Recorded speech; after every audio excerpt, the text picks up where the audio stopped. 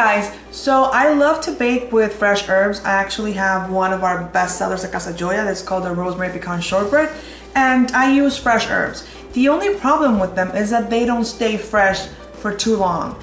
But with this really cool trick, you can keep them fresh for so long. I actually kept my rosemary for a good 2 months and it was just as good as the first day.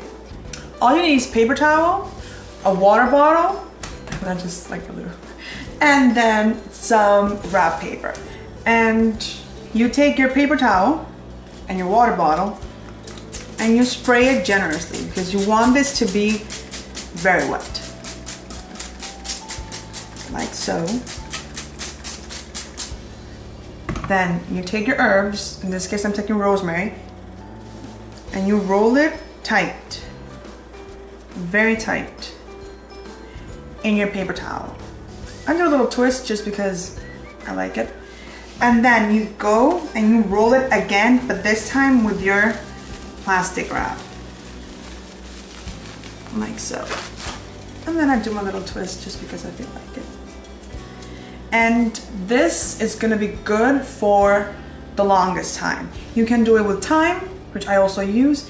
You can do it with sage, tarragon, basil. However, these are very hardy herbs, so they do last long. But herbs such as basil, mint are delicate and they're not gonna hold good for long, but they will be good for about a week and a half, and you can use them for cooking but not for garnish. If you want to garnish something, go get the new stuff.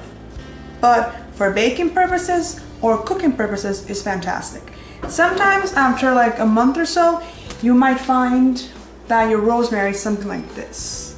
It's totally okay if when you go back to your herb, you see it like this with some pieces that are burnt or dried. It's okay, just take them off, use what's good, and then do the process again and just keep on doing it until it's either not working anymore or you're done.